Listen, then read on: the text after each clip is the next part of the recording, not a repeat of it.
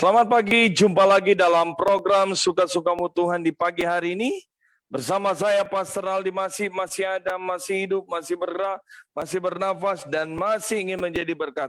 Sekali lagi Bapak Ibu yang ada di Zoom meeting maupun yang ada menonton secara live streaming lewat Facebook, maupun saat ini kami akan share ke YouTube. Saya percaya semua ada dalam berkat Tuhan. Di hari yang baru ini, kita percaya ada berkat, ada pesan Tuhan yang luar biasa yang Tuhan akan beri bagi saya dan saudara untuk tetap kuat, untuk tetap mampu, untuk tetap maju di hari-hari ini. Topik kita pada pagi hari ini tentang perpuluhan. Ya, haleluya. Sekali lagi selamat datang Pastor John Lee dalam program Suka-Sukamu Tuhan. Selamat Pastor, ya selamat pagi. Oke. Haleluya. Ya, selamat pagi. Puji Tuhan. Saya percaya pagi hari ini semua kita yang ada di Zoom meeting maupun yang saat ini menonton secara live streaming ada dalam berkat Tuhan yang luar biasa. Sebelumnya kita akan berdoa, kita membuka program kita pagi hari ini. Biarlah Tuhan tolong jaringan yang ada maupun Bapak Ibu yang saat ini menonton secara live streaming bisa mengalami berkat. Dan kami akan buka tanya jawab ya.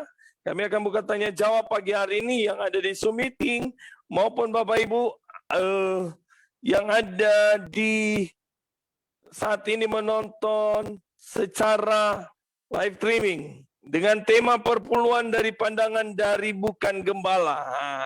Ini pandangan dari bukan gembala. Apa boleh nak bayar perpuluhan atau tidak? Jawabannya nanti sebentar, nanti Pastor John Lee akan memberikan materi, tapi yang menjadi pertanyaan apakah boleh kita bayar perpuluhan atau tidak di situasi hari-hari ini. Sebab itu kami buka tanya jawab pagi hari ini bagi Bapak Ibu yang ada di Zoom meeting maupun yang menonton secara live streaming. Puji Tuhan, mari kita berdoa. Bapak Ibu, kita berdoa membuka program pagi hari ini. Bapak, kami bersyukur di pagi hari ini lewat program yang sederhana, tapi kami tahu kami punya Tuhan yang luar biasa.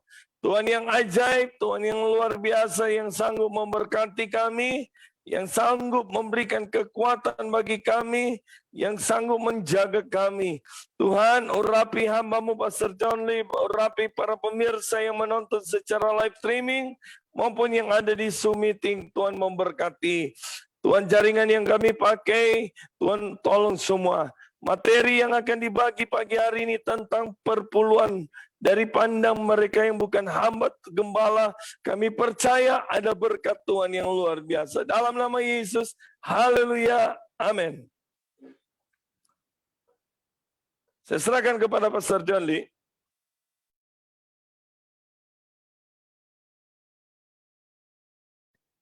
Oke, selamat pagi Pastor. Haleluya. Iya. Oke, saya langsung saja ya Pastor ya. Selamat pagi buat semua ya, rekan-rekan atau para senior saya, siapapun, aktivis gereja dan sebagainya yang ikut dalam tayangan Suka-Sukamu Tuhan ini, baik di Zoom meeting maupun di live streaming di sosmednya Suka-Sukamu Tuhan, medsos Suka-Sukamu Tuhan, atau di Facebook ya. Oke, baiklah, luar biasa pagi ini kita akan berbagi ya dengan sebuah tema yang boleh dikatakan ini tema yang apa istilahnya ya, asam-asam manis lah begitu. Jadi kalau kena DP manis jadi manis, tapi kalau kena DP asam ya memang agak asam sedikit. Bagaimana Pastor ya?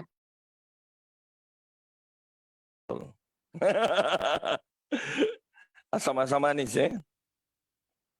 Tapi asam itu bukan berarti tidak dibutuhkan tubuh. Dan manis itu bukan berarti selalu dibutuhkan tubuh. Ya. Artinya harus ada keseimbangan. Makanya perpuluhan kalau bagi saya pribadi ini adalah kunci dari segala sesuatu, kunci dari cara hidup orang-orang yang ditebus di dalam Kristus, ya.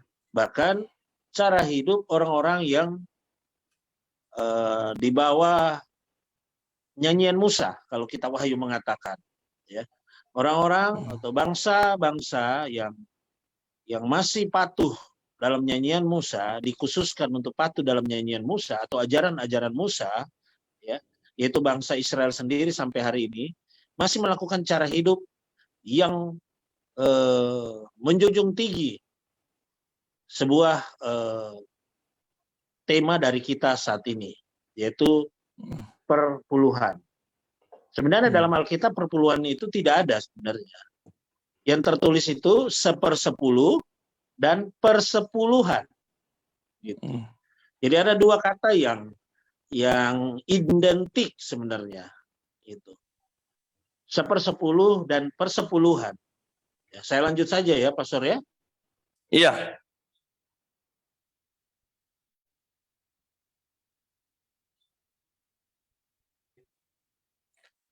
Pastor, suaranya tidak kedengar, Pastor.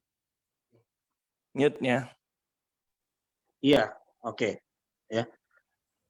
Jadi saya harus rajin nih, mute sama unmute gitu. Nah, sekarang saya mau mute terus ini ya.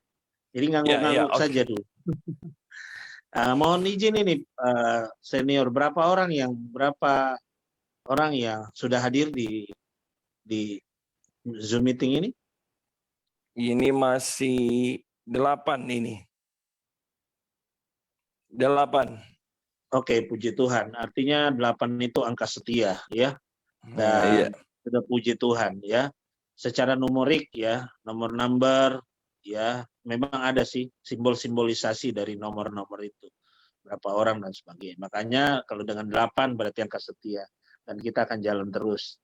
Dan 8 ini bisa berbagi menjadi berkat bagi banyak orang. Ya. Karena situasi sekarang memang sangat penting. Persepuluhan atau 1/10 itu di dalam Alkitab itu ditulis sebanyak 26 kali. Ya. Itu 1/10. Dimulai dari kitab Kejadian. Nah, dan persepuluhan itu di dalam Alkitab ditulis 30 kali. Ya, dimulai dengan imamat. Ya, berarti kalau sudah bicara imamat sudah Musa di situ. Itu. Ya, dan dikombinasi di mana kalau kemudian 1/10 dan persepuluhan di Perjanjian Baru itu ada. Ya, yang jelas kata-kata 1/10 dan persepuluhan itu tetap ada di Perjanjian Baru. Ya, jadi klop sudah. Tidak ada bertentangan antara Perjanjian Lama dan Perjanjian Baru. Makanya kalau sampai hari ini ada yang bilang persepuluhan itu tidak penting dan sebagainya, mungkin mereka masih belum mendapat belum mendapat pencerahan mungkin. Karena perbanding mungkin mereka berpikir urusan keselamatan itu bukan urusan ditinjau dari sisi 1/10 maupun persepuluhan gitu. Sehingga mereka lebih mengutamakan bagaimana bisa tembus di dalam kerajaan surga gitu. Tapi mereka lupa bahwa hidup dan mati di tangan Tuhan.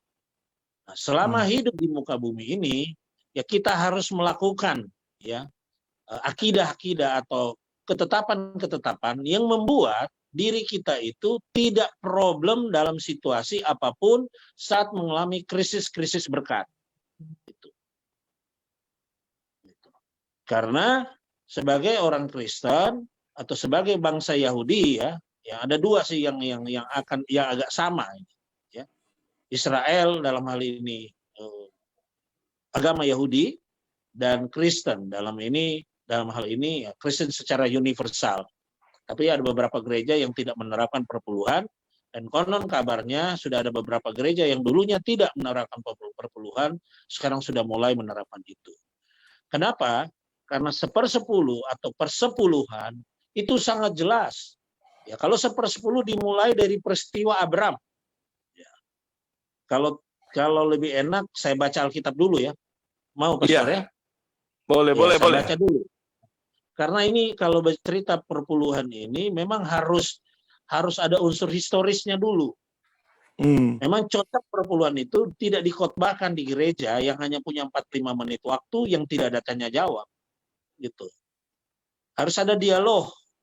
Karena persepuluhan atau 1/10 itu memang betul-betul adalah ketetapan Tuhan yang secara sadar diajarkan Tuhan untuk memilah bagaimana cara hidup dari kedua belas suku, ya, bagaimana mereka bisa hidup dengan 11 suku Israel ini atau keturunan Yakub ini, nah mendapatkan warisan seperti itu. Ya, ini saya hanya sekilas balik saja. Ada 11 suku yang mereka punya hak atas tanah-tanah air mereka yang dipercayakan Tuhan untuk diwarisi oleh mereka.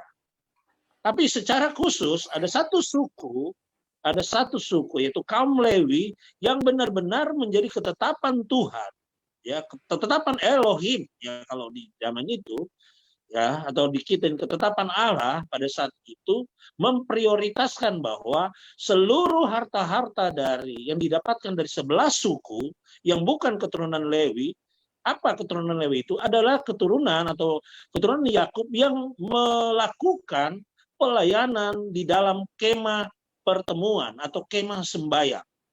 Mereka dikhususkan untuk itu, gitu. Tapi Tuhan tidak juga membiarkan bagaimana cara mereka bisa hidup di situ. Kalau Tuhan tidak memberikan cara mereka bisa hidup di situ, berarti Tuhan tidak adil. Begitu. Makanya ada jalur distribusi berkat. Ada jalur distribusi bagaimana keturunan Yakub ini atau bangsa Israel ini atau kedua belas suku ini mendapatkan hak-hak berkat mereka. Tapi sebelum itu, ingat, kalau Yakub ini keturunan ketiga setelah Abraham. Ya, Abraham memperanakan Ishak, Ishak memperanakan Yakub. Begitu mungkin ya, Pastor ya, kalau tidak salah. Nah, kita harus tarik dari garis lurusnya dari Abraham dulu. Kenapa peristiwa 1/10 itu terjadi zaman Abraham? Ya, belum ganti nama loh, masih Abraham. Nah, makanya kita akan baca dulu ya di 1/10 itu.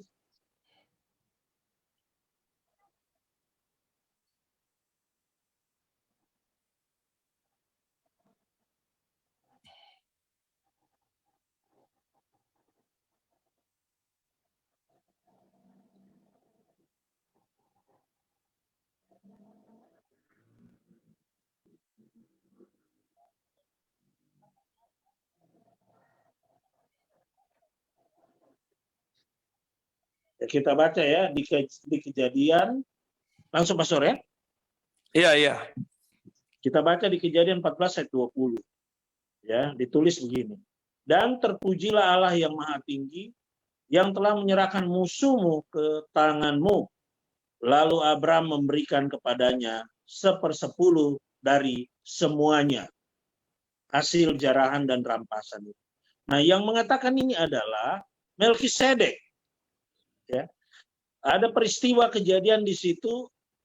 Kalau di atas ayat atasnya saya cerita saja ya, secara historis yang literal yang tertulis di ayat-ayat yang di atasnya. Ya, pada saat itu ada raja lain atau raja di luar dari raja Sodom itu menahan ya ponakan dari Abram, ya, menahan, dan Abram tahu ternyata saya punya ponakan atau saudaranya atau ponakannya itu diculik lah, ya, diculik, yaitu Lot itu diculik oleh raja. Kalau di Kejadian itu ya sangat jelas raja, saya lihat dulu biar nggak salah ya.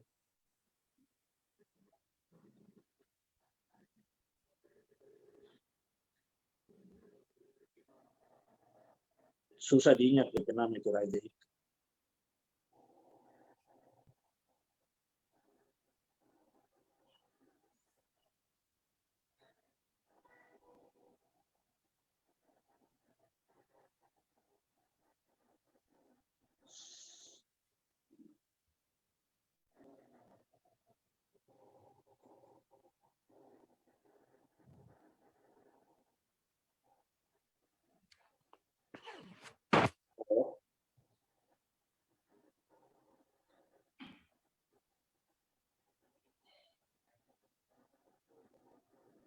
Oke. Nah, ada peristiwa terjadi, yaitu raja, siapa namanya raja? Agak susah disebut raja ini.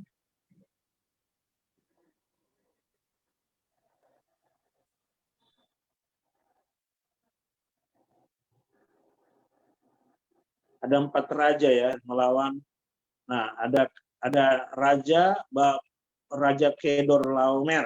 Nah, raja ini yang pimpin raja-raja lain untuk menyerang Sodom pada saat itu. Ya, Sodom dan Gomora, dan mereka menculik Abraham. Menculik Lot, dan Abraham tahu dan Abraham pergi. Misi dari Abraham adalah menyelamatkan ponakannya. Nah, ini dulu. Ada cerita, kata 1/10 itu muncul karena keluarga Abraham terusik. Ya, itu dulu. Ini bagi saya, kalau Alkitab menulis itu harus kita pahami betul secara historis. Ya. Karena akan muncul keberadaannya Melkisedek, ya, imam besar itu. Nah, pertemuan sebelum Abraham dengan Melkisedek itu tidak akan pernah terjadi. Tapi Alkitab menulis tiba-tiba ada Melkisedek. Nah, karena waktu itu Abraham sudah merebut kembali ponakannya, ya. Abraham tidak cari masalah karena ponakan atau keluarga Abraham terusik. Dia membawa 300 kurang lebih pasukan, ya, orang-orang hebat yang sebagian banyak lahir dari lingkungannya, dan dia merebut ponakannya dan dia merampas hasil jarahan. Karena adat dulu itu kalau menaklukkan kerajaan lain, hasilnya adalah merampas semua harta-harta itu dan menawan. Seperti itu. Nah, di cerita selanjutnya ditulis di situ, ya, sudah akan muncul. Ya, terus ini yang penting dulu karena 1/10 munculnya dari kalimat sini. Setelah Abraham kembali dari ayat 17, ya, Kejadian 14 ayat 17. Setelah Abraham kembali dari mengalahkan Kedorlaomer dan para raja yang bersama dengan dia, maka keluarlah raja Sodom menyongsong dia di lembah Syaweh, yakni lembah raja. Nah, ayat 18 muncul. Melkisedek raja Salem membawa roti dan anggur. Ia seorang imam Allah yang maha tinggi.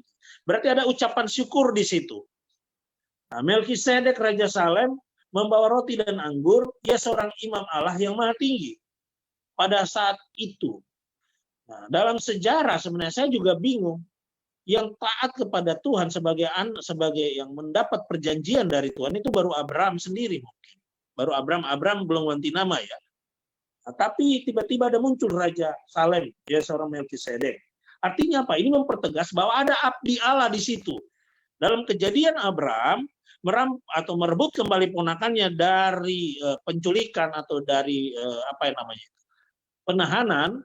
Nah, muncul peristiwa rohani di situ. Ada seorang imam besar, Allah yang maha tinggi. Berarti ada hamba Tuhan di cerita ini. Ini yang penting. Sehingga tidak ada dalil lagi yang mengatakan bahwa bayar atau kembalikan perpuluhan itu kemana. Nah, banyak sekarang orientasinya sudah menyimpang.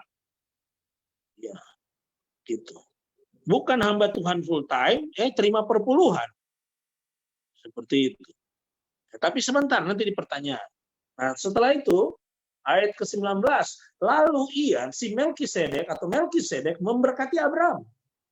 Katanya, diberkatilah kiranya Abraham oleh Allah yang maha tinggi, pencipta langit dan bumi. Gitu. Oke, ayat 19. Secara otorisasi, Melkisedek mengambil alih perantara antara Elohim, antara Allah di surga, dan Abraham. Ini sebuah reputasi. Nah, siapa yang bisa mengambil alih pelayanan ini? Seandainya ya Bapak tidak merestui apa yang dilakukan Melkisedek, akan aja dikutuk di sini. Halo? Gitu. Halo Pastor? Dengar? Oke. Nah, kalau Allah tidak merestui, mungkin kejadian ini tidak akan berlanjut.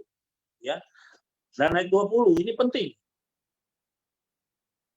Ayat 20, lanjut doa dari Melkisedek, dan terpujilah Allah yang maha tinggi, yang telah menyerahkan musuhmu ke tanganmu. Lalu Abram memberikan kepadanya 1/10 dari semuanya. Titik. Ini kalimat awal. Nah, kalau boleh ditanya, Musa sudah lahir belum? Puluhan tahun, ya puluhan ribu tahun antara Abraham dan Musa. Ya, Abraham dihitung kurang lebih tahun 20.000, ya. Musa itu tahun 11.000 sebelum Masehi lahir. Jadi sekitar hampir 10.000 atau 9.000 tahun dia punya jarak. Jadi masih jauh sekali. Hanya baru itu Musa itu masih dipertimbang-timbangkan Tuhan untuk lahir mungkin, ya. Tapi 1/10 ya ini sudah tua, sudah usur. Gitu. Begitu. Nah, kata 1/10 kita bandingkan dengan kata persepuluhan. Oke, kita setuju ya, Pastor? Kata dua ini dulu.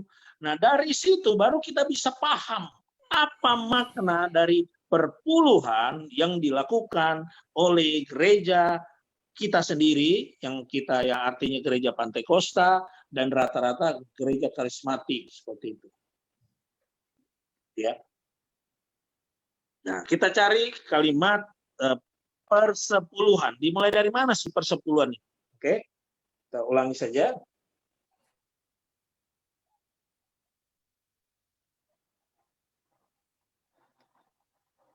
Persepuluhan. Ini ada dua peristiwa, persepuluhan. Nah, ternyata persepuluhan itu dimulai di Imamat 27 ayat 30.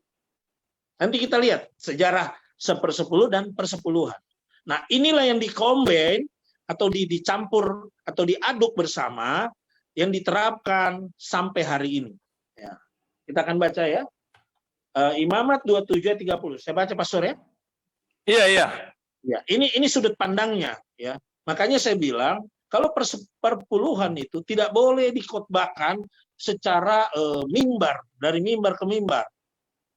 Itu bukan tidak boleh, artinya agak kurang paham dan mungkin umat-umat atau jemaat atau siapapun agak kurang serak mendengar. Bukan mereka tidak mau, tapi informasi tidak sampai pesan yang dimaksud itu. Begitu. Karena ini rancangan Tuhan. Bayangkan Tuhan merancang itu. Ada 11 suku yang saya kasih warisan. Ada 1 suku yang saya bebaskan dari warisan. Tidak ada. Tapi dia harus hidup. Nah itu ada ayat-ayat itu.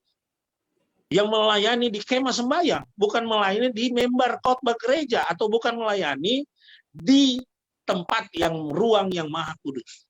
Nah, yang dikatakan yang berhak menerima perpuluhan atau sepersepuluhan atau persepuluhan itu kaum Lewi. Orang-orang yang melayani di kemah sembahyang. Tapi bagaimana dia punya otorisasinya ke atas? Sampai di mana mentok itu 10 itu? Nah, kita baca dulu di Imamat 27:30. Demikian juga segala persembahan persepuluhan dari tanah, baik dari hasil benih, di tanah maupun dari buah pohon-pohonan adalah milik Tuhan. Itulah persembahan kudus bagi Tuhan. Nah, gitu. Ada 2. Ya Pastor ya. Nah, Iya. Nah, kalau sudah seperti itu baru kita bisa tahu 1/10 yang dilakukan Abraham itu karena dasarnya dia membela keluarganya. Lot diculik atau ditahan oleh raja Kedorlaomer. Aduh, susah sekali mau bilang itu raja penama itu.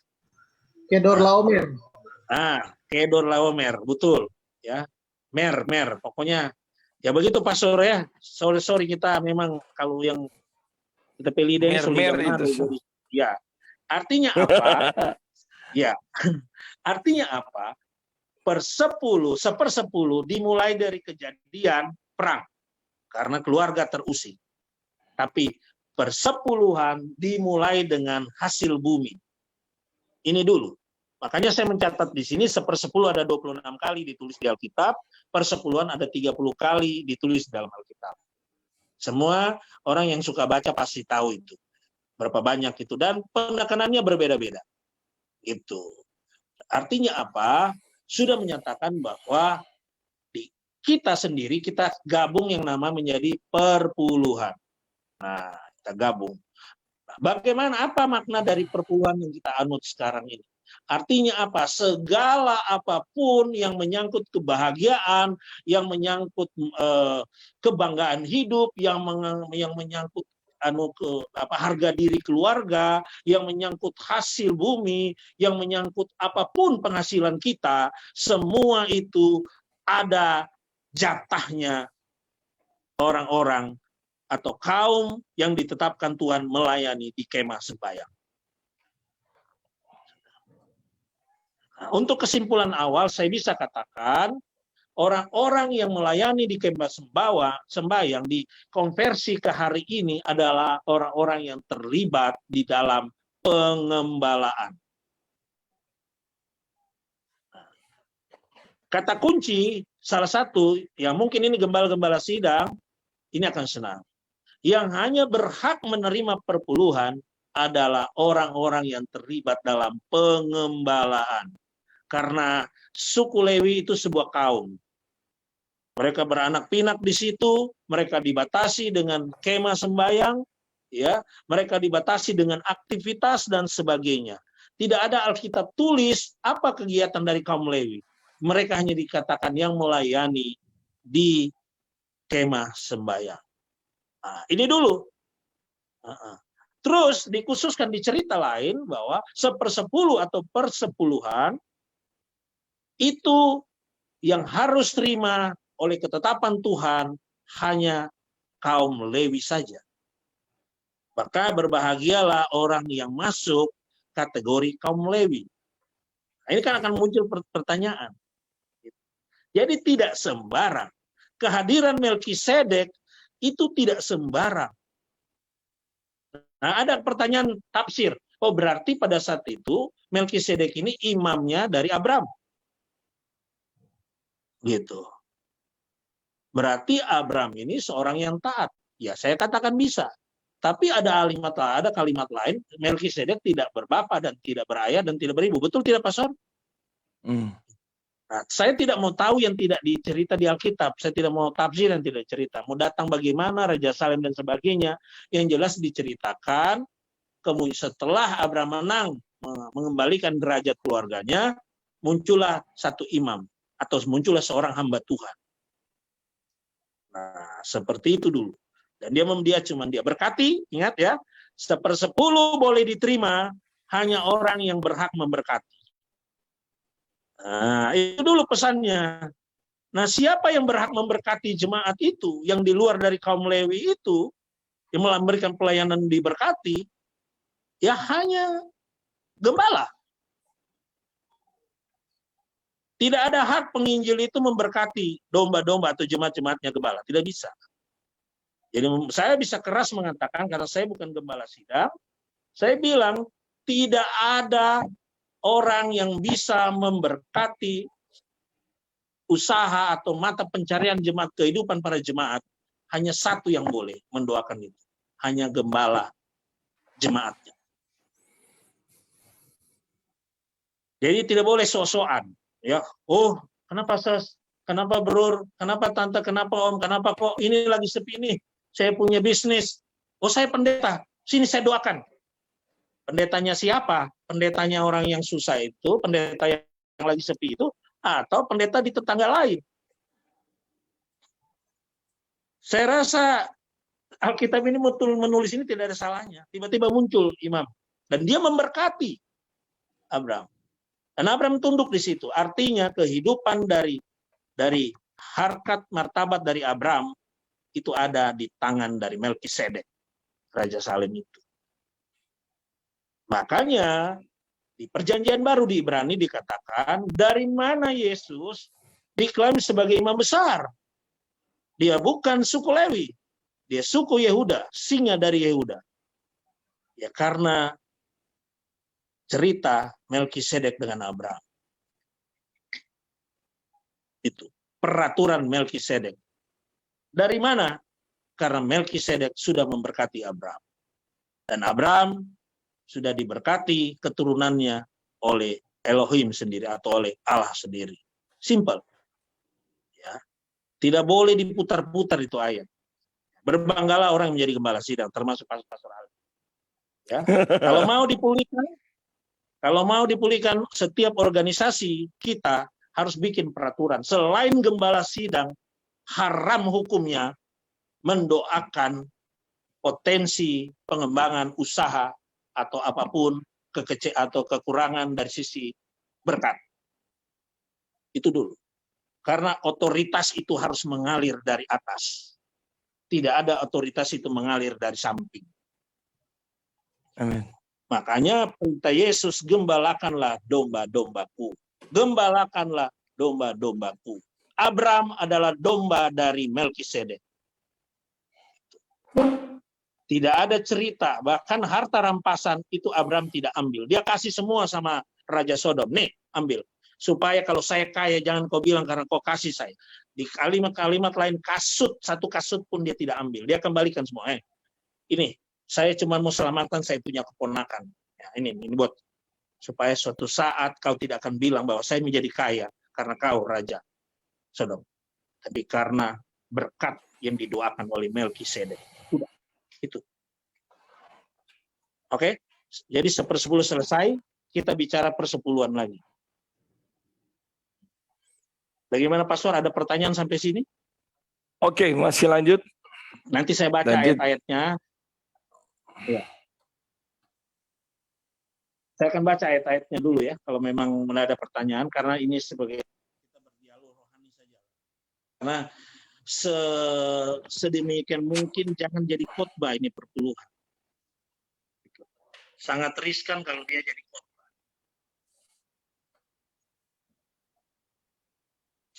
Oke, ada lagi yang mungkin bisa berbagi? Oke, ada yang mau bertanya dulu? Pak Effendi? Silakan.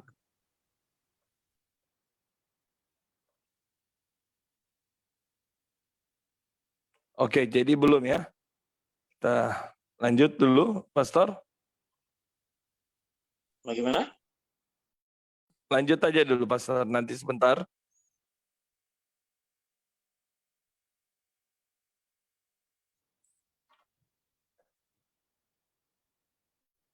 Oke, Bapak Ibu yang ada di Facebook pun kalau bisa komen untuk bertanya, kami buka ruang pertanyaan atau saudara bisa WA di nomor 0813 89 25 13 22.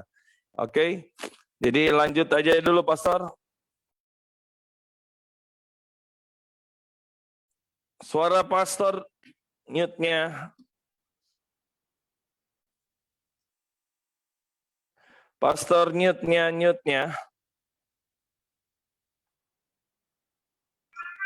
Saya lupa tuh Pastor.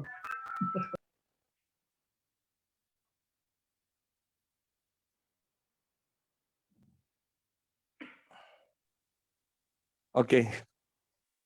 Lanjut. Tertutup lagi, Pastor.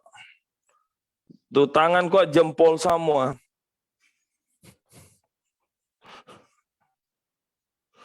Saya sudah unmute. Silakan ada yang mau masuk. Oke, lanjut aja dulu, Pastor. Nanti kita Dulu ayat ya. Bilangan 18 ayat 21. Saya baca Pastor ya. Oke. Si jempol aja. Oke. Bilangan 18 ayat 21. Mengenai Bani Lewi, sesungguhnya aku berikan kepada mereka segala persembahan persepuluhan di antara orang Israel sebagai milik pusakanya untuk membalas pekerjaan yang dilakukan mereka, pekerjaan pada kemah pertemuan. Amin. Sangat jelas ya. Di sini ini Allah sendiri mengatakan bahwa sesungguhnya mengenai Bani Lewi, sesungguhnya aku berikan kepada mereka segala persembahan persepuluhan di antara orang Israel sebagai milik pusakanya. Ini kata kunci. Jadi persepuluhan itu milik pusaka atau warisan hidup bagi Bani Lewi.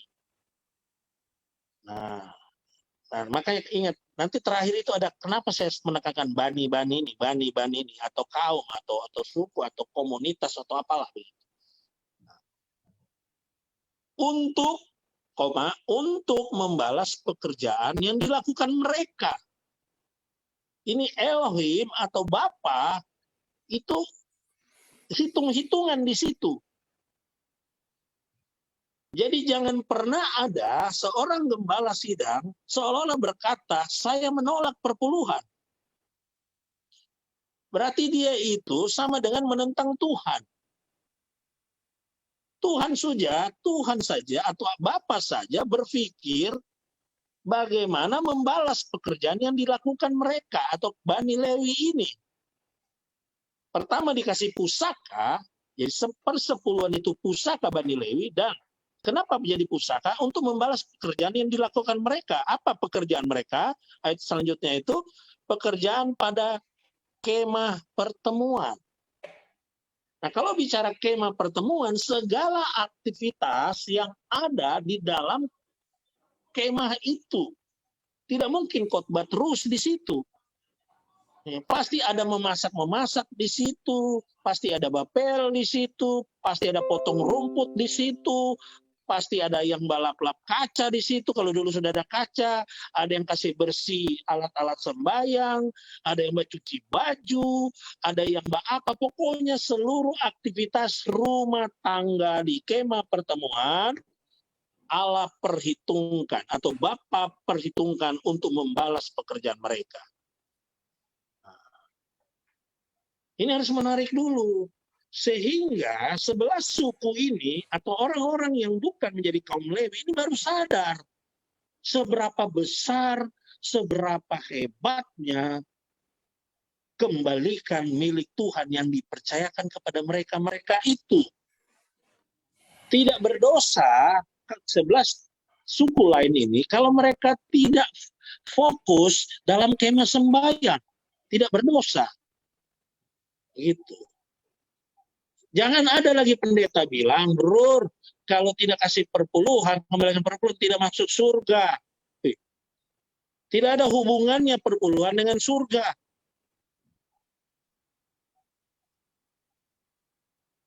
Perpuluhan itu pusaka yang dititip Tuhan kepada 11 suku itu. Atau kalau sekarang di konteks dengan sekarang, persepuluhan itu dititip pada jemaat-jemaat yang tidak terlibat dalam kemah sembahyang. Nah, apa kemah sembahyang yang sekarang ini? Orang-orang yang ada di dalam lingkar ring 1 pastori, ring 2 pastori, dan ring 3 pastori. Berarti kalau begitu tukang cuci mobil, kalau dia dalam pastori, masuk nggak kaum Lewi? Masuk. Selama dia full time di situ. Apalagi pengerja masuk tidak? Pengerja masuk selama dia full time di situ. Nah, pertanyaan, ada enggak di dalam pastor itu dia bekerja di kantor, bisa nggak dia dikatakan suku Lewi? Tidak. Kaum Lewi.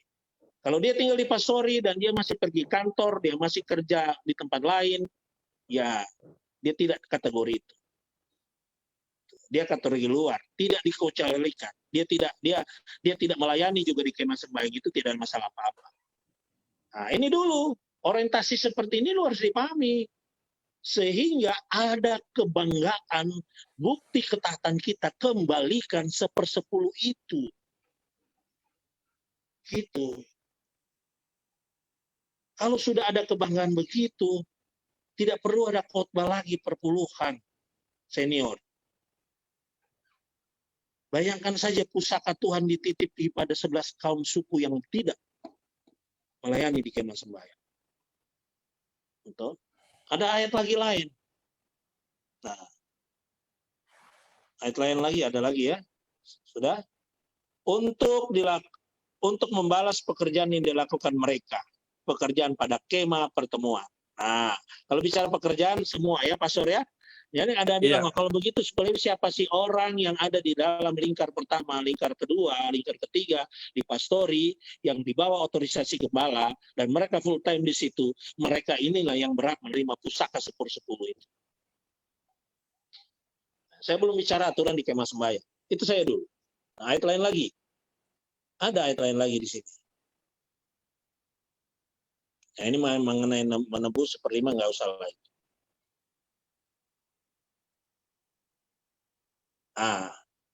Ini sudah orientasi ya.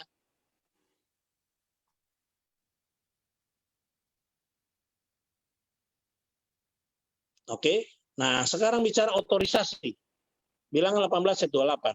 Secara demikian kamu pun harus mempersembahkan sebagai persembahan khusus kepada Tuhan sebagai sebagian dari segala persembahan persepuluhan yang kamu terima dari pihak orang Israel dan yang dipersembahkan daripadanya sebagai persembahan khusus kepada Tuhan haruslah kamu serahkan kepada Imam Harun.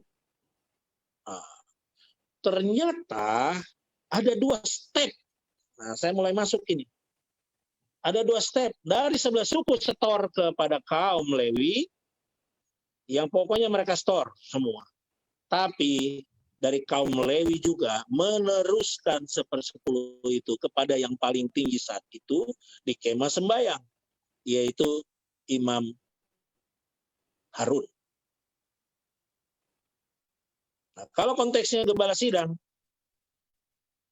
orang di dalam pastori pun harus setor perpuluhan kepada gembala sidang. Ini dulu. Jangan ada gembala sidang, pengerjaannya tidak setor perpuluhan, dia bilang sudahlah, nggak usah setor, kita juga tahu berapa nggak pendapatan, kasihan. Tidak boleh. Ya, tidak ada kata kompromi. Makanya luar biasa ini perpuluhan sebenarnya, senior. Ini akuntansi Tuhan. Ini manajemen keuangan Tuhan. Itu. Saya saja ini totofore kalau cerita ini. Nah, kalau saya mau pilih sebenarnya, saya ini masih bukan kaum Lewi. Jadi kaum di kemah sembahyang saja saya belum. Apalagi saya mau terima perpuluhan. Celaka 112 saya.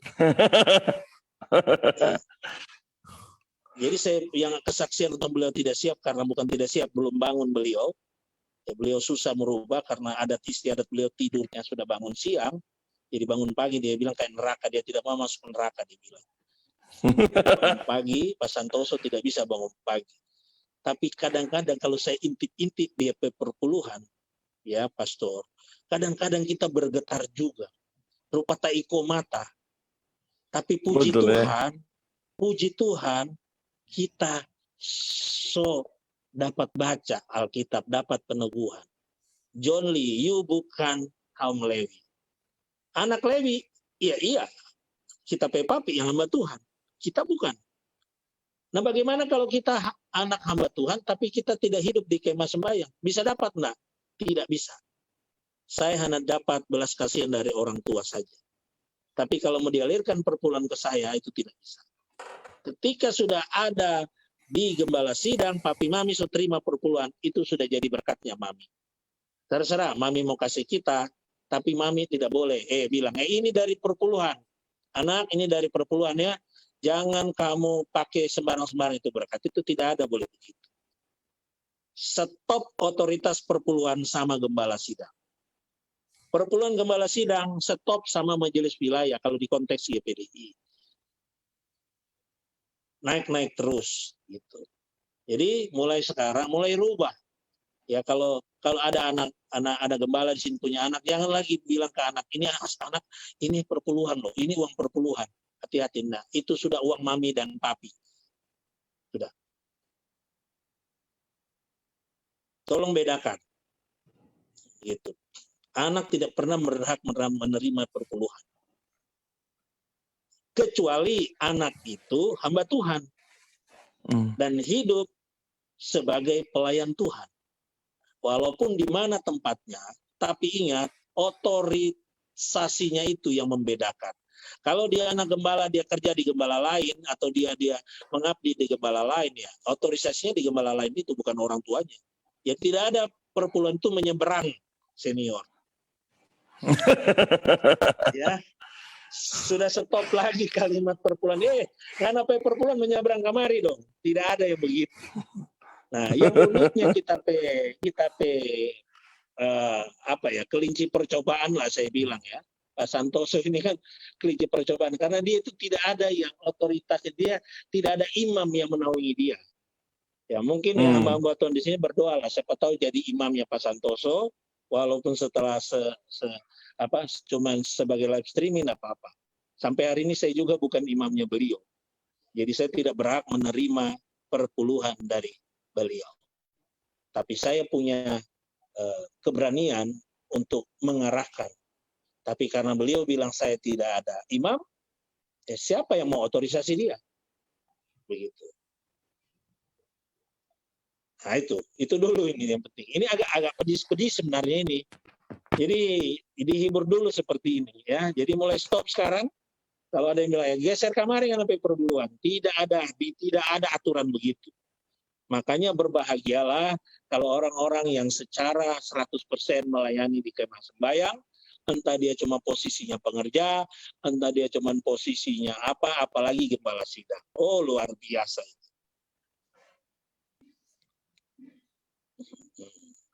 Tuhan Yesus tidak pernah bilang ajarkanlah domba-dombaku. Yang Tuhan Yesus bilang gembalakanlah domba-domba. Gitu. Didiklah domba-dombaku, tidak ada. Ya, jadi kalau guru, penginjil tidak berhak terima perpuluhan. Apapun alasannya. Ya, mau diputar-putar kayak apa, sengsara hidupnya. Saya bilang saya tidak mengutuki, tapi dia akan jadi sengsara karena dia tidak berhak memiliki pusaka yang dari Tuhan. Ya. Bahasa kasarnya, dia bukan karyawannya Tuhan. Titik. Yang diotorisasi dalam pengembalaan. Jadi tidak berhak menerima perpuluhan. Nah, sekarang ada pertanyaan. Nah, sekarang bagaimana pertanyaan selanjutnya? Silakan, saya mau mute dulu saya ingin. Oke. Pastor Effendi, ada pertanyaan? Ya, mau bertanya ini. Iya.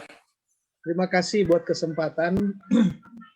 Selamat siang, Pastor John Lee Sepang. Mau bertanya ini. Pertanyaan pertama, bagaimana dengan jemaat yang saya kasih contoh begini, ini yang saya alami waktu di tempat praktek saya. Dia bekerja di Kalimantan Timur, tapi istri anaknya tinggal di Malang. Nah, kemudian perpuluhannya dia itu dia kasih kedua gembala yang dia tempat beribadah di Kalimantan Timur, dan juga dibagi ke gembala ya, di mana mereka berjemaat di Malang. Bagaimana dengan perpuluhan itu? Itu yang pertama. Mau jawab dulu atau terserah?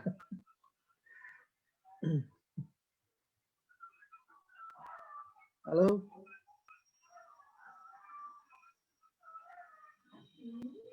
Mute-nya Pastor John Lee. Oke. Jadi Saya langsung jawab ya. ya. Ya. Artinya begini, karena ini simpel saja sebenarnya. Kalau bicara pengembalaan berarti dalam kandang. Tidak pernah pengembalaan itu diidentikan di luar kandang. Ya. Nah, pertanyaannya kemudian otoritas yang mana yang akan dipakai? Karena istri keluarga itu berjauhan, itu dulu. Nah, pertanyaannya kemudian istri di Surabaya, suami di Kalimantan. Nah, penghasilan itu dari suami, tapi suami memberikan juga perpuluhan kepada istri untuk disetor di tempat asal. Oke, itu kan? Sebenarnya kalau saya mau jujur, kalau yang mata pencarian itu suami, dia hanya boleh setor di mana dia memberikan otorisasi pelayanan, dia digembalakan. Itu dulu. Tapi bukan berarti istrinya yang ditinggal tidak memberikan persembahan lain kepada gembala sidang tempat. Kecuali begini, kecuali istri punya penghasilan. Karena persepuluhan itu ada dua kata kunci, sepersepuluh dan persepuluhan. Satu didapatkan dari melindungi martabat keluarga, ya. Kasusnya adalah Abram merebut Lot kembali dari raja yang tadi itu Mer itu, dan yang kedua adalah hasil bumi. Artinya hasil bumi di mana dia mengupayakan atau di mana dia menghasilkan hasil bumi itu. Dan dia harus bawa kepada imamnya di tempat itu. Yang sepatutnya dia bawa. Nah, tempat dia bertumbuh. Karena tempat dia mendapatkan pelayanan. Itu. Kalau istrinya punya penghasilan boleh. Tapi bukan berarti istrinya tidak boleh kasih berkat. Bisa. Itu berkat khusus saja. Ya. Berarti tidak mengurangi nilainya kan? Lebih bagus karena suaminya bekerja di Kalimantan, dia kasih perpuluhan dia terdaftar secara resmi, dia menjadi domba di Kalimantan itu. Tapi kalau dia hanya peserta ibadah, otorisasinya ada di Gembala Sidang di Surabaya, dia harus bilang bahwa saya dilayani secara pengembalaan di Surabaya. Jadi saya di tempat sini karena saya bekerja tidak permanen, saya hanya sebagai peserta ibadah saja. Nah, kalau dia peserta ibadah, dia tidak terlibat, dia tidak mendapat pelayanan full dari seorang gembala, ya dia bisa kasih persepuluhannya di Surabaya, karena di sana yang lebih penting. Karena di sana ada martabat keluarga, ada anak, ada istri di sana. Nah, karena gini, kalau suami meninggalkan anak istri, dia berjuang itu karena anak istri. Berarti dia, anak istrinya lagi ditawan di Surabaya, seolah-olah begitu. Jadi dia harus menyerahkan apapun. Bisa saja Abraham kalah waktu itu. Tapi Alkitab tidak menulis dia kalah karena dia membela ponakannya. Bahkan harta rampasannya dia tidak ambil satu pun. Kaos kaki saja ditulis itu dia tidak ambil, dia serahkan ke Raja Sodom dan Gomora. Nah, jadi pertimbangannya adalah kalau dia harkat martabat keluarga di Surabaya lebih tinggi, ada anak 2 di situ, ada istri di situ, dan dia bekerja di Kalimantan demi untuk anak istri tinggalkan jauh. Dia berhak mengatakan kepada atau imam di Kalimantan itu, saya tergembalakan di Surabaya. Gitu. Jadi gembala sidang di tempat situ, maklum, kalaupun dia kasih berkat, ada korban-korban khusus, tidak mengurangi nilai, ya. Mungkin perpuluhannya cuma, maaf ya, saya katakan 1 juta, tapi persembahan khususnya mungkin bisa 2-3 juta, fleksibel, karena semakin dia terberkati di situ. Begitu. Makanya Alkitab tulis 1/10 dimulai dari cerita Abraham merebut ponakannya. Berarti membela harkat martabat keluarganya. Itu cuma ponakan loh. Bagaimana yang kasus dari saya punya brother tadi ini, ya pastor bilang itu istrinya. Iya, kemenakan dibela apalagi cuma istri dan anak. Sewajibnya persepuluhan itu atau berkat dari persepuluhan atau perpuluhan itu jatuh kepada orang-orang yang kita cintai, seperti itu. Ya. Saya rasa begitu saja. Bukan berarti yang di Kalimantan tidak dikasih korban-korban khusus. Nah, mungkin ada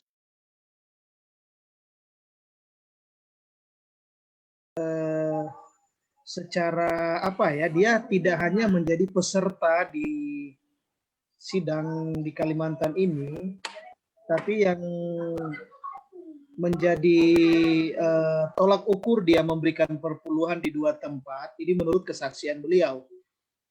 Dia kalau ke Malang itu hanya 2-3 hari saja.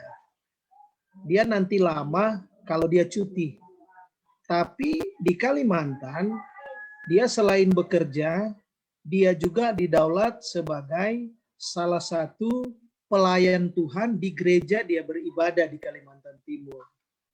Nah, jadi memang dia bilang lebih sering dia kasih bukan persepuluhan, tapi mungkin per-20-an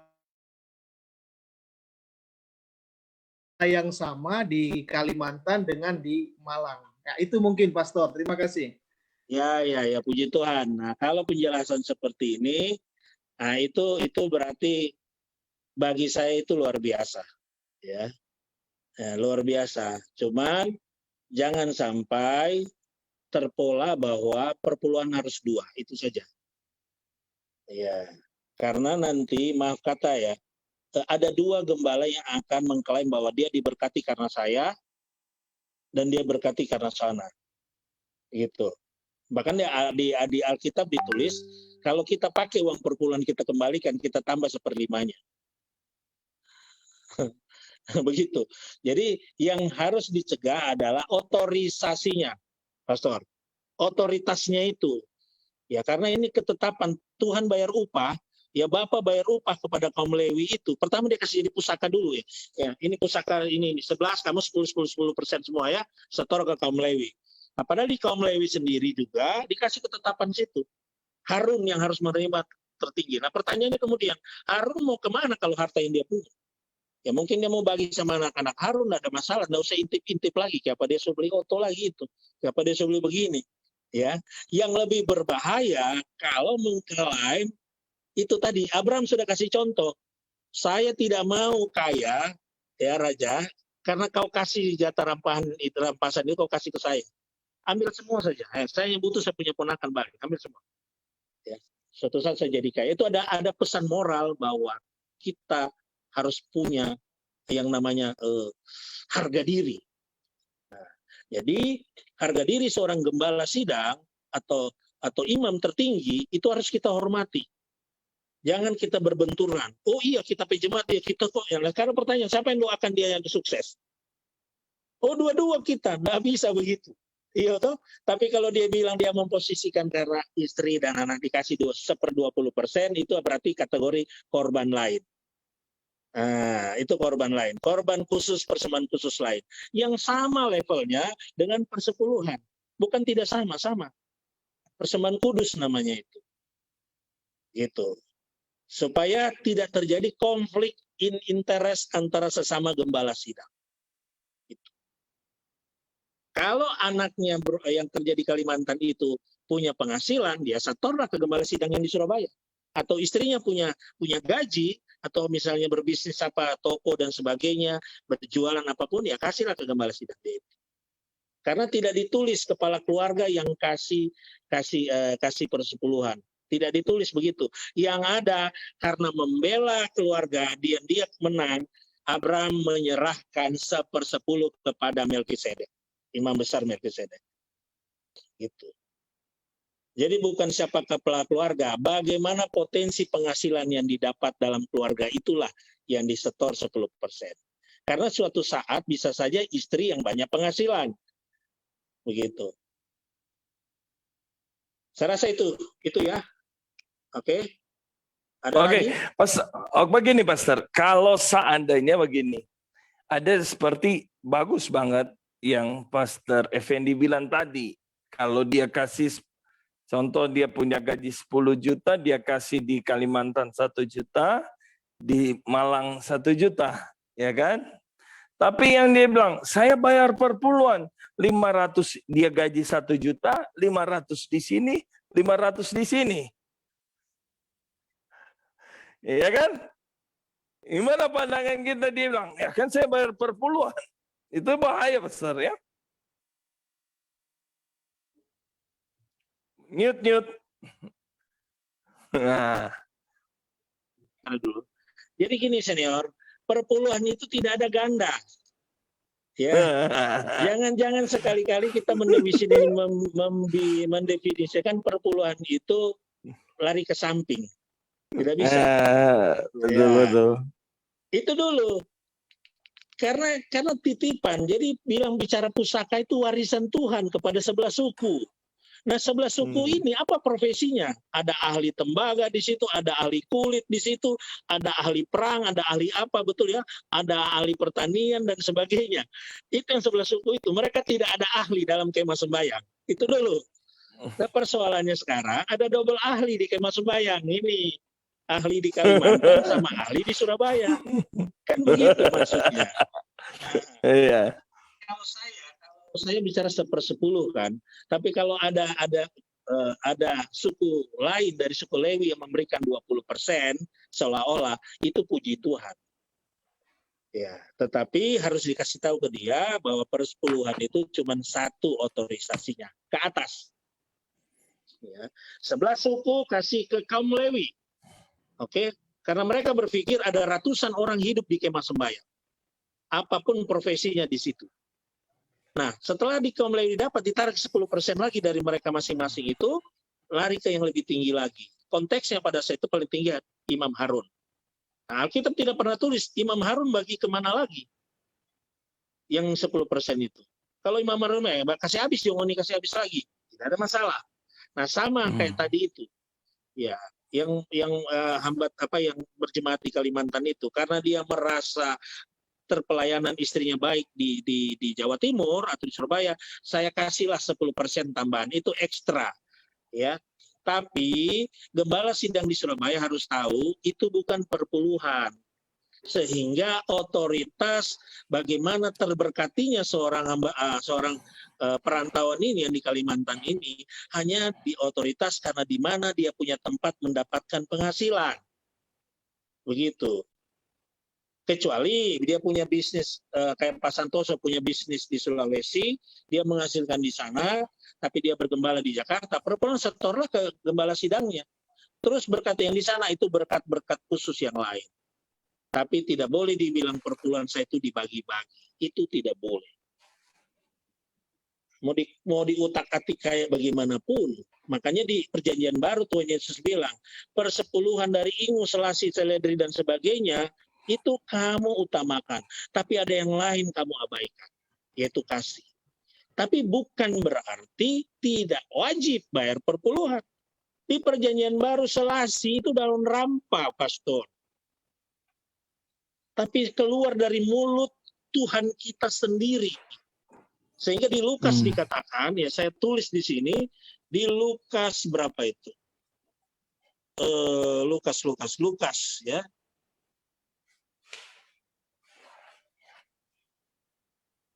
Lukas 11 ayat 42. Saya baca dulu itu. Ini pertimbangannya dulu. Coba Lukas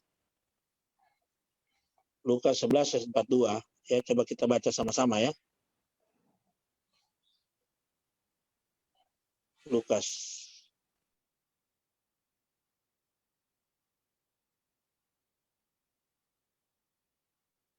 11 ayat 42.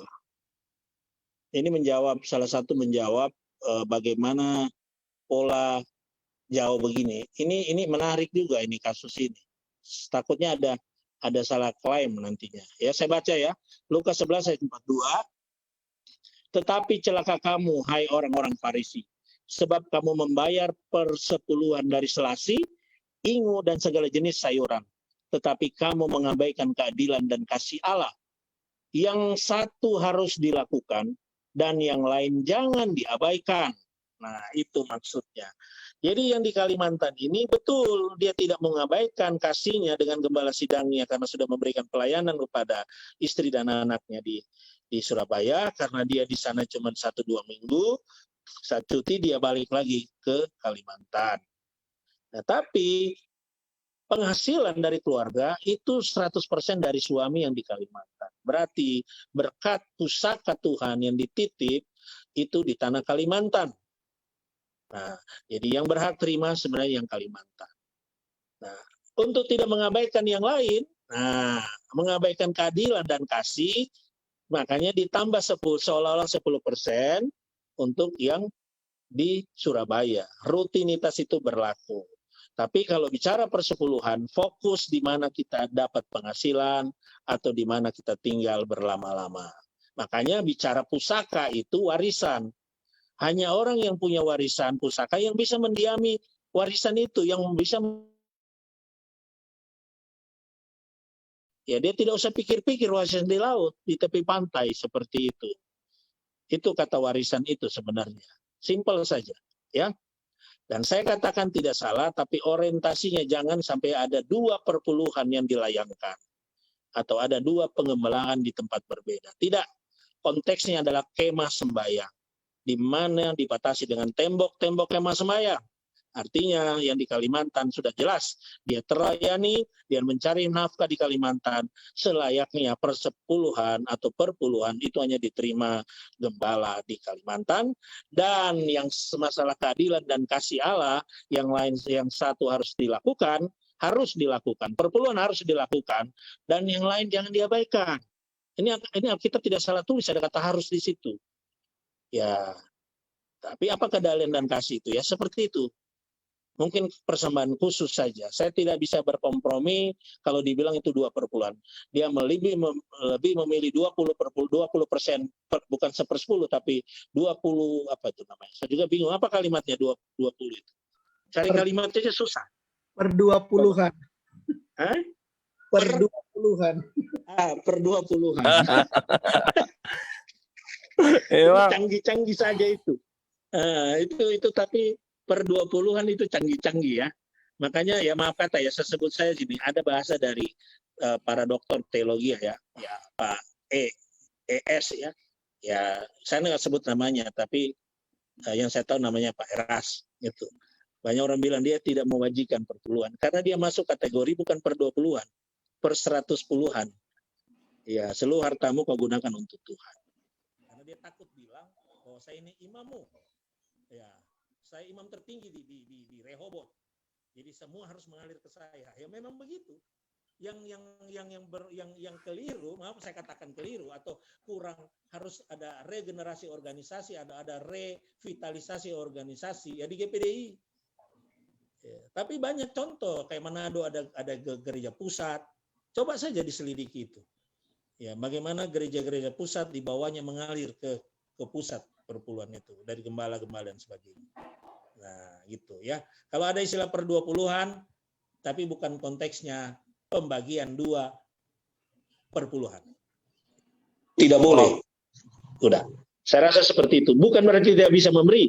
Mau per 30-an, per 50-an silakan. Tapi milik pusaka Tuhan yang harus dikembalikan adalah per 10-an atau per 10-an, bukan 1/10 ya. Kalau di imamat itu per 10-an. Kalau 1/10 itu dari hasil mempertahankan harga diri. Kalau per puluhan itu dari hasil bagaimana kita bekerja, mengolah tanah, berkantor dan sebagainya. Tapi dua-dua diselesaikan di perjanjian baru menjadi satu. Mau 1/10 karena keluarga, mau karena mata pencarian, sama saja. Karena sudah tidak bisa dibedakan mana penghasilan untuk menghidupkan keluarga, mana penghasilan untuk menaikkan derajat keluarga. Itu beda. Ya, kalau bagaimana penghasilan untuk menghidupkan keluarga cukup makan minum. Tapi kalau mau meningkatkan derajat keluarga, beli rumah mewah, beli mobil mewah dan sebagainya, itu sudah masuk 1/10. Jadi orang akan berbondong-bondong kembalikan perpuluhan. Kalau mereka tahu cerita Alkitab dan diceritakan secara santai, waduh, pastor, pagi-pagi itu sudah ada apa ini semua. Bayangkan kalau persepuluhan pakai gaya lama. Orang ada anakan, bahkan ada cerita Alkitab, kalau mau kasih persepuluhan, setiap domba setelah 10 itu milik Tuhan. Diukur pakai tongkat. Nah, saya nggak usah cerita, karena kita sama-sama sudah pastor juga, saya makan junior di sini. Betul ya cerita itu kan? Nah, ada. Kalau bagaimana cara bayar kalau dari ternak? Ya hitung saja loh. Hitung. 1, 2, 3, 4, 5, 6, 7, 8, 9, 10. Nah, ke 11, ini masuk persepuluhan. 12, 13, 14, 15, 16, 17, 18, 19, 20. Satu masih ada, masuk lagi. Itu untuk ternak. Sampai sebegitunya diatur. Hanya di Maleakhi ya. Maleakhi ada 4 pasal, 55 ayat ya. Di pasal 1 14 ayat, pasal 2 17, pasal 3 18 dan pasal 4 itu 6 ayat. Totalnya ada 55 ayat dari 4 pasal di Maleakhi. Dan sampai hari ini tidak ada yang tahu siapa penulis kitab Maleakhi. Nah, kalau sudah tidak ada yang tahu, berarti itu ketetapan Tuhan sendiri. Bisa saja malaikat menyamar menjadi orang. Ya. Atau bagaimana? Karena ini penting sekali. Dimulai dari kesetiaan. Dimulai dari tidak bercatat para imam-imam dan sebagainya. Dimulai dari kesetiaan semasa hidup istri. Dimulai dengan bagaimana tidak bisa memisahkan. Tidak boleh cerai dan sebagainya. Karena ada kasih di situ. Nah ini cerita-cerita ini ada tanda-tanda, ada rambu-rambu. Baru dikunci di Maleakhi 3 itu. Bagaimana cara kamu menipu Allah? Woi, itu so keras sekali itu. Ada pertanyaan, bagaimana cara saya menipu Tuhan? Ya dengan, nah itu sudah mulai. Makanya ada kata kutuk dan sebagainya. Kalau orang cuma baca kutuknya, takut orang benci. Tapi kalau ada rentetannya, mau bahagia keluargamu, mau setia keluargamu, mau tidak sakit-sakitan, mau tidak apa, ya kembalikan milik Tuhan.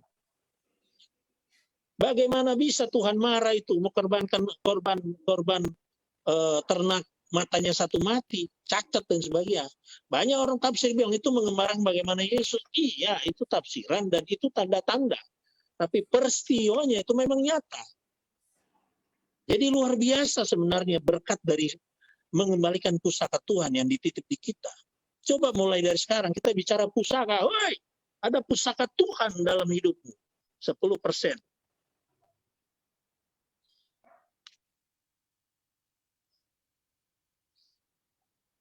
Mungkin orang tidak berani lihat itu imam-imam. Mungkin gembala sidang itu jemaat tidak bisa berani lihat matanya gembala sidang.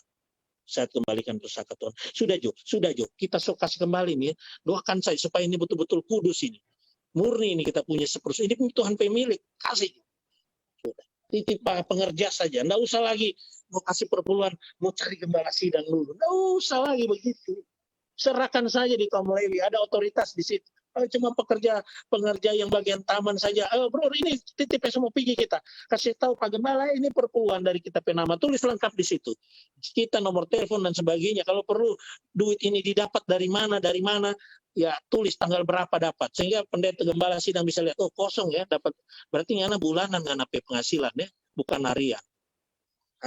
Baru nanti kita bilang tugas-tugas. Nah itu nanti. Ini kan cuma kasih enak sama gembala-gembala tuh. Nah, tapi ada resikonya juga yang terima-terima itu begitu. Saya rasa itu saja. Nah, begitu pentingnya pelayanan di kemah sembahyang. Jadi berbahagialah para gembala-gembala sidang, Andalah yang memiliki pusaka 10% di setiap 11 suku yang ada. Nah, boleh dikategorikan sekarang atau konteksnya apa? Di setiap orang yang bukan menjadi kaum Lewi, apapun profesi dia, apapun pekerjaan dia, apapun bagaimana cara dia, mau dia jadi Gojek, mau dia jadi apa, penjual bakso, apapun, ya. Maaf kata ya. Mungkin penghasilan yang bukan, tapi bukan yang haram ya, saya bilang bukan yang haram. Artinya yang betul-betul dia cuma dapat mungkin 50.000 per hari. Di situ ada milik pusaka Tuhan dititipkan di situ. Nah, bayangkan kalau orang-orang yang dititipkan milik pusaka Tuhan dan dia menyadari itu. Waduh, pastor. No name semua nanti yang datang nanti seolah-olah begitu. Kenapa? Karena mereka takut ternyata ini belum 1/10. Gembala sidang bisa koreksi. Betul, bro, betul tidak ini? Oh betul, bohong langsung kayak Ananias dan Safira. Langsung tepar dia. Nah kalau peristiwa seperti itu coba. Dunia akan melihat gereja. Makanya bangsa Israel itu bukan bilang karena dia bangsa yang diberkati. Dia bangsa yang keras kepala. Tapi sampai hari ini dia masih melakukan itu. Bahkan di tahun ke-7, kalau ada hutang, dia hapuskan hutang itu. Kalau dia menjadi saudara dia bisa hapuskan. Kalau bukan saudara dia bisa kasih pengampunan keringan bayar. Tapi tidak ada kategori wajib menghapuskan. Itu kalau bicara korban. Nah, yang harus kita contoh dari Israel itu, dari suku Yahudi sekarang, bukan gaya hidupnya, tapi bagaimana dia percaya bahwa ada milik pusaka Tuhan yang wajib diserahkan kepada orang-orang kaum Lewi yang bekerja di kemah sembahyang. Itu saja. Jadi berbahagialah para hamba-hamba Tuhan atau gembala-gembala sedang, penginjil, guru, dan sebagainya tidak berhak menerima perpuluhan. Titik. Karena dia bukan imam. Sudah. Itu saja. Ya. Tapi ada tapinya. Penginjil guru berhak mendapat limpahan ketika perpuluhan mentok di imam tertinggi di kemah sembahyang. Jadi kalau penginjil datang, kalau guru datang, khotbah di tempat gembala-gembala sidang, dia harus mendapatkan pelayanan terbaik. Sudah. Haleluya. Itu. Dapat tampias ya. Dapat tampias. Harus wajib dapat tampias. Itu wajib. Ya bukan apa tampias. Bahasa kasarnya khotbah di 20 orang, dia wajib menerima berkat 100 orang. Sudah. Karena gembala sidang imam tahu bahwa dia tidak memiliki pusaka apa-apa. Oke?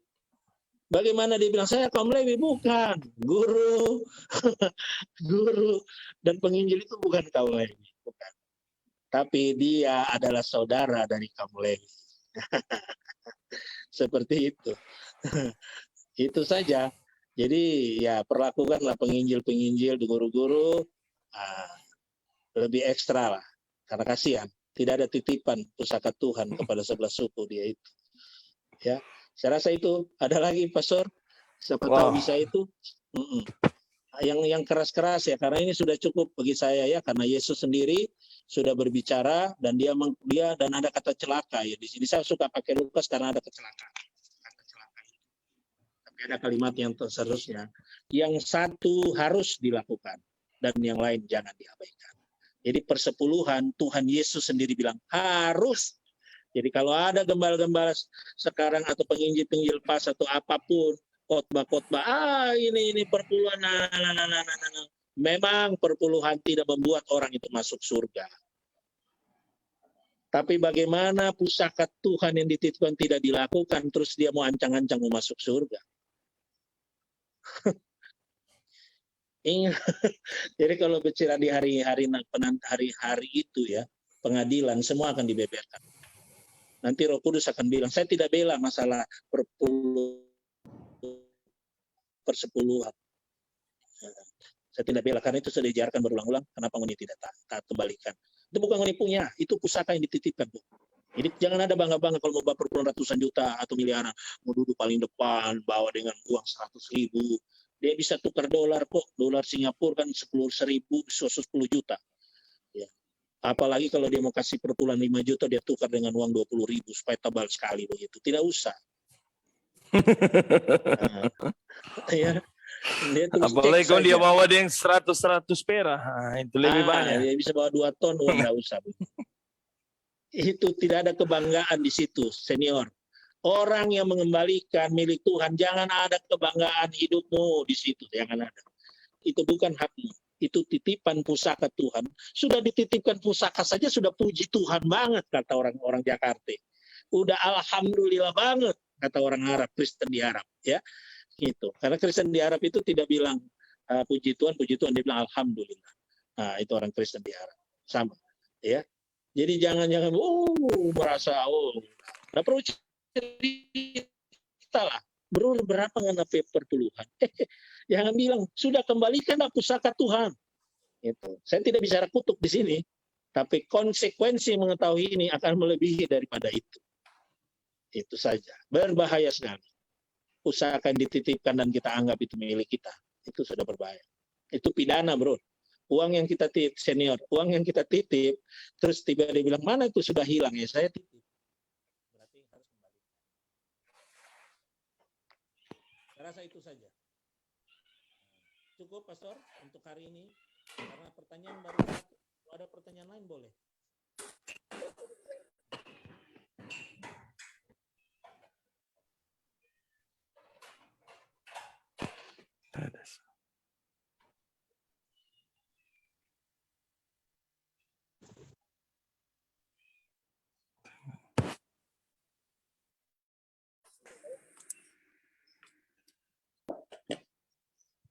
Ya, kedengaran suara saya?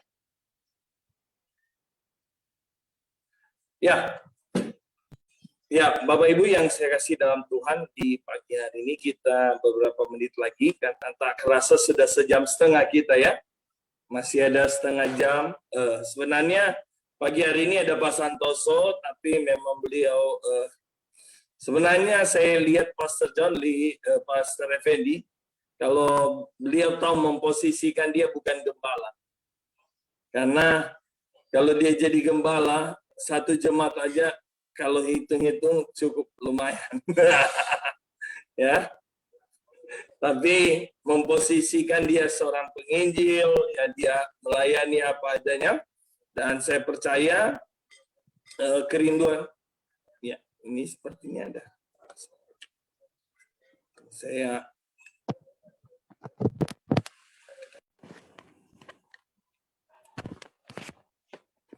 Ya, coba Pastor Effendi, suaranya saya bisa dengar, nak? Bagus kok, bagus kedengaran, bagus. Oke. Jadi Bapak Ibu Saudara yang kasih dalam Tuhan, bahwa pagi hari ini kita belajar bagaimana kita mengembalikan milik Tuhan dari sisi pandang bukan hamba Tuhan. Kalau kita gembala sidang menyampaikan perpuluhan, duit lagi ya. Tapi saya percaya sebenarnya ada kesaksian yang hidup. Sebenarnya Pak John Lee ini bisa terima perpuluhan 24 M. Tapi ya saya karena kalau Pak Santoso ada, saya sempat ke rumah Pak Santoso. Sebenarnya kalau Pak John Lee cuma bilang, saya jadi gembala Jo, pasti tiap bulan duduk pangko kaki katanya ya. Tapi beliau tahu memposisikan kehidupan beliau, ya beliau tetap melayani. Artinya Tuhan tahu posisi kita dimanapun saudara berada. Dan Pastor, yang menjadi pertanyaan, kalau tadi saya sedikit begini, kalau seandainya uang perpuluhan dari, dalam tanda petik mereka yang pekerja yang, kita tahu pekerja malam, bagaimana mereka mengembalikan milik Tuhan? Apakah kita gembala bisa menerima? Ya kan? Apalagi kalau di satu daerah, dia yang tontok arak, minuman keras. Bisa enggak gembala menerima perpuluhan? Pandangan Pastor? Oke, ini pertanyaan bagus ini senior. Ini saya tunggu-tunggu ini. Dan ini ya bukan spesialisasi, tapi ini berdasarkan evaluasi. Jadi banyak orang bilang, makanya saya bilang perpuluhan tidak bisa membeli surga. Itu. 11 suku Israel itu, pertanyaan saya 11 suku Israel itu ada Alkitab tidak tulis kehidupan mereka, cara hidup mereka dan sebagainya. Yang penting Alkitab tulis ada 10% pusaka Tuhan dititip sama mereka. Nah, tapi kalau terjadi ada yang namanya di pengembalaan, makanya pengembalaan itu luar biasa, Pastor, luar biasa sekali. Ada yang namanya counseling pastoral atau pastoral counseling, atau ada pertanyaan-pertanyaan. Nah, ini yang saya bilang, bukan enak-enak terima sepersepuluh atau sepersepuluh atau persepuluhan, tapi ada resikonya juga yang terima-terima itu. Nah, risikonya salah satu seperti ini. Iya. Kalau tidak bisa memberi solusi, jangan mencampuri. Itu saja kalimat sederhana. Ya. Makanya kalau sudah meragukan dapat duit dari mana, ya doakan saja orang itu. Tuhan, kami tidak tahu bagaimana duit ini dapat. Yang jelas dia belajar taat mengembalikan 1/10 atau perpuluhan. Kalau ini tidak benar, ya Tuhan kasih solusi, berkati dia. Ya.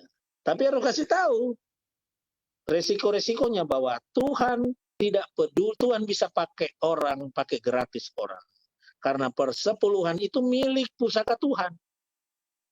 Jadi tidak ada kata kita membayar profesi kita yang tidak benar, supaya bisa kayaknya dosa kita diampuni. Urusan dosa pribadi, dosa apapun, itu urusannya pengampunan dosa. Nah, yang punya aturan pengampunan dosa, kasih dan keadilan, itu Yesus Kristus. Nah, di bawah kesaksian Roh Kudus. Sudah, itu lain lagi konteksnya. Nah, kalau ada duit mengalir, dan dia akan bilang, langsung terima saja dan doakan. Tuhan punya maha cara untuk merubah orang itu. Dari penghasilan yang mungkin dan tidak bersih atau tidak halal atau pekerjaan yang apapun alasannya, nanti Tuhan yang rubah dia. Makanya hati seorang gembala, ya bagaimana domba yang sakit, bagaimana domba-domba yang ada cacat dan sebagainya, tidak boleh dibawa kepada Tuhan, harus disembuhkan dulu. Makanya di imamat sangat jelas, keras, bahwa hewan atau abu-abuan yang catat dan sebagainya tidak boleh menjadi persembahan. Nah, sama. Bagaimana bisa terima? Tidak, pasti terima lah. Saya katakan silakan terima.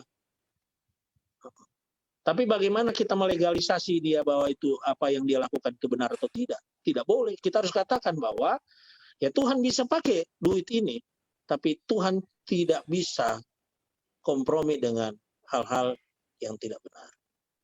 Jadi banyak sejarah seluruh suku Lewi, seluruh suku di luar Lewi memberikan persepuluhan, tapi tidak pernah ditulis bahwa Tuhan menyelamatkan 11 suku itu. Makanya muncul di Wahyu, masing-masing dikasih jatah 12.000 berapa? 12.000 itu berapa? Yang akan yang itu lain lagi ceritanya, Pastor. Kalau bilang duit mengalir dan dia bilang ini persepuluhan, itu silakan. Selama gembala tidak tahu aktivitas dia secara langsung. Kalau gembala tahu aktivitas dia secara langsung, melihat dengan bukti dan sebagainya, disitulah hati gembala akan rapuh. Disitulah hati gembala akan dan gembala yang pasang lutut, ya, gembala yang akan pasang lutut, dia menjadi juru syafaat, gitu, menjadi perantara, ya. Bagaimana dia meminta hati Tuhan untuk memulihkan jemaatnya itu. Gitu. Tapi kalau jemaat bilang ini untuk Tuhan kasih. Ya. Terima kasih. Tapi kalau gembala sudah tugas tahu dari gembala. Kalau gembala sudah tahu dia punya posisi pekerja begitu, ya kan? Kan dia bawa perpuluhan. Ya. Seandainya dia baru kerja malam, ya kan? Dia bawa perpuluhan, ya kan?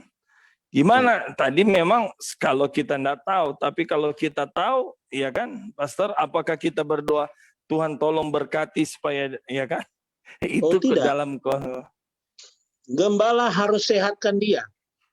Oh. Makanya hati gembala itu kalau sudah tahu, gembala harus menangis. Saya nggak usah terjemahkan, saya tidak bisa mengatur gembala, tapi saya sendiri melihat itulah duri dalam pengembalaan.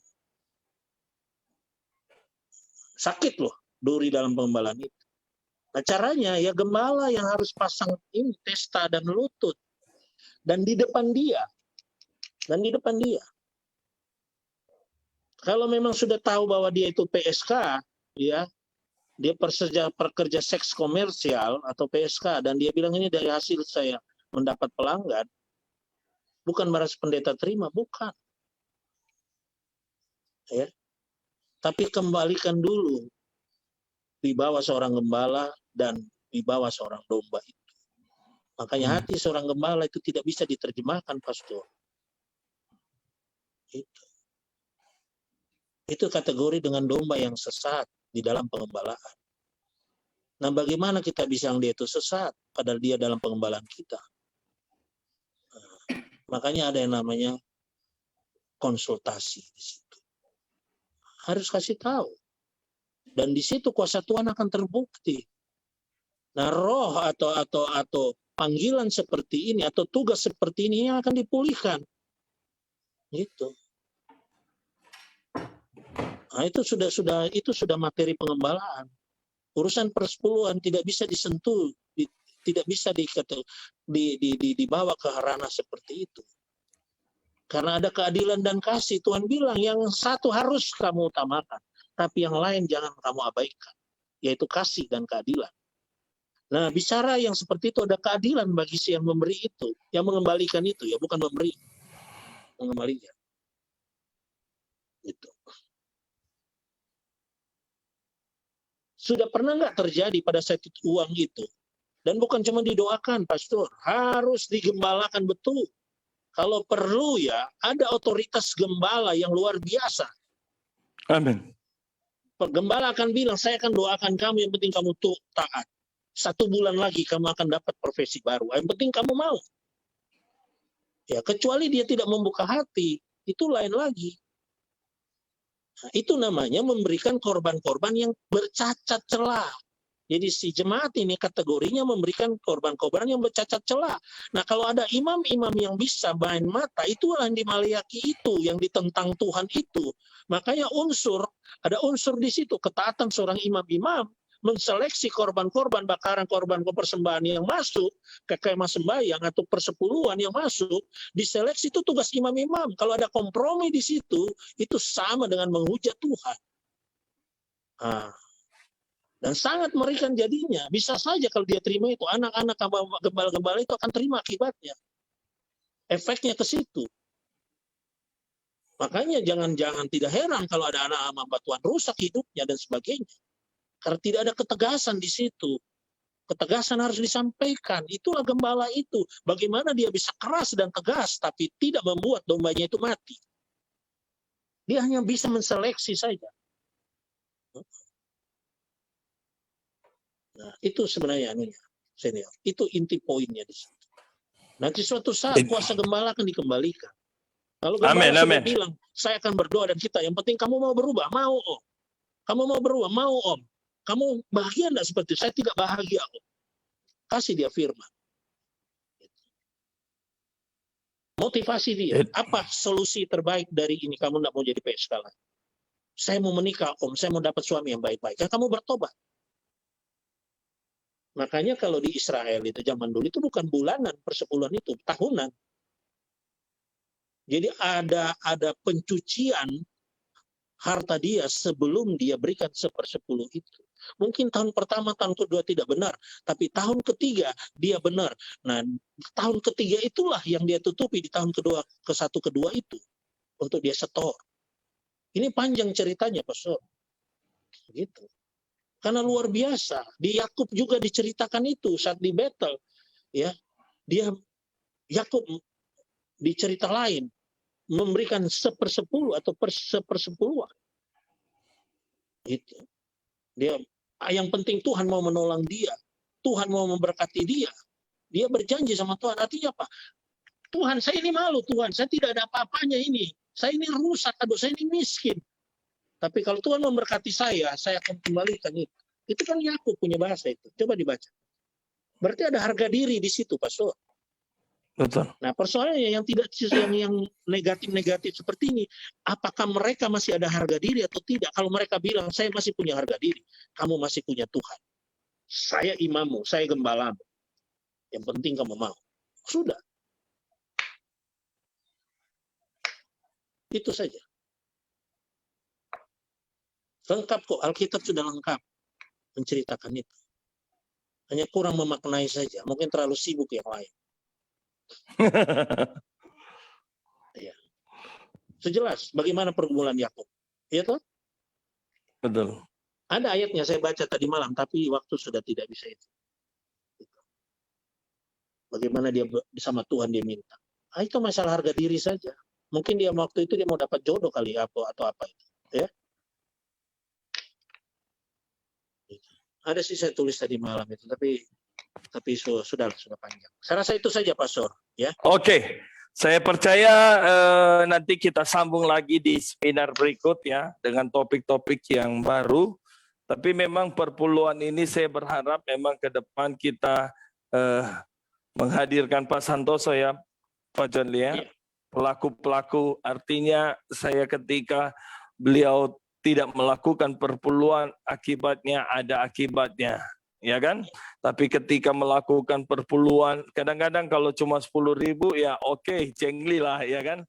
Ada yang beliau bilang, kalau dapat 10.000, 1.000.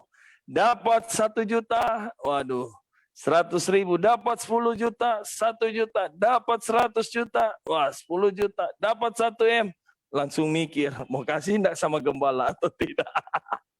Haleluya. Begini Pastor. Halo? Iya. Jadi makanya begini, mungkin paradigma sekarang, para jemaat-jemaat ini berpikir bayar perpuluhan. Mulai sekarang ya, stop ada kata bayar perpuluhan. Tapi kembalikan milik Tuhan. Sudah. Kalau bayar tidak punya sepertinya hak apapun. Iya, kalau bayar itu ya like suka atau tidak suka, like in dislike. Jadi ya saya suka, ya saya kasih, tergantung cuaca itu kalau bisa bayar itu. Gitu. Kalau datang-datang mood ya. Ya, datang-datang mood. Itu. Datang-datang mood. Jadi Kalau kembalikan saja. Kembalikan. Kalau gembala lagi khotbah nak menyinggung, mood baik ya. Kalau gembala lagi makanan. Iya. Tapi saya Bahasanya sekali begini, Pastor. Lebih bagus Iya, saya terima 100 juta, kalau saya kembalikan 10 juta, daripada saya cuma terima 10 juta, saya kembalikan 1 juta.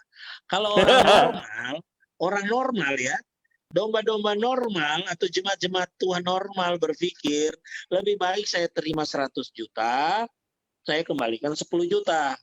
Daripada saya terima 10 juta, saya kembalikan 1 juta. Lebih bagus terima 1 M, misalnya kayak Pak Santoso, saya kembalikan 100 juta. Daripada hilang yang 1 M itu. Iya kan?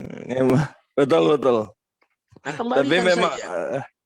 memang kalau sudah angka 0 tak ketambah-tambah di belakang, matanya mulai jadi buram-buram sedikit. Oh iya, kalau 1 miliar kan 100 juta dapat Innova baru, Innova second itu.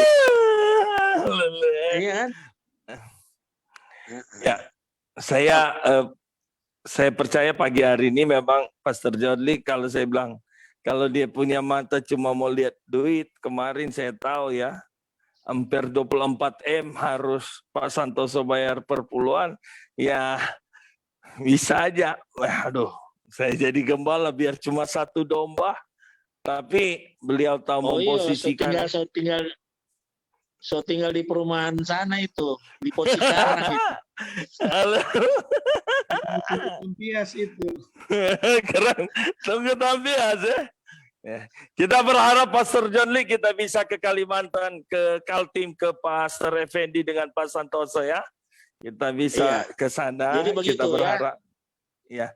Sekali lagi terima kasih Pastor John Lee. Kita berharap ya kita berharap ke depan kita terus bergerak untuk menjadi berkat, dan sekali lagi biarlah materi pagi hari ini atau menjelang siang waktu Kaltim maupun Papua Manado ada berkat yang luar biasa yang kita terima. Sekali lagi terima kasih Pastor John Lee. Nanti Pastor Effendi saya akan kirim pulsa sebentar ya, karena janji tadi ya. Oke, karena Pastor, saya percaya pagi hari ini kita ada semua karena anugerah Tuhan. Ya, sekali lagi kita akan tutup program kita pada pagi hari ini. Saya minta Pastor Effendi akan pimpin dalam doa menutupi program kita pagi hari ini. Baik, mari kita berdoa.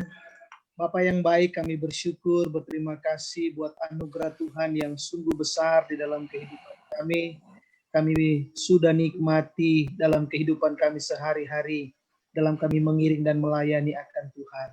Terlebih pada pagi menjelang siang ini, kami boleh mendapatkan berkat-berkat, pencerahan lewat kebenaran firman Tuhan yang disampaikan oleh hamba-Mu.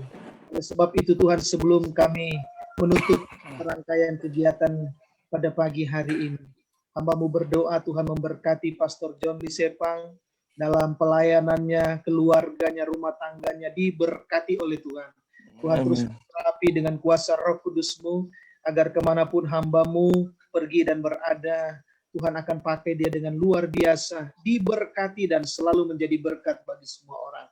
Demikian pula hamba-Mu berdoa buat Pastor Aldi dalam program Kesukaan Tuhan.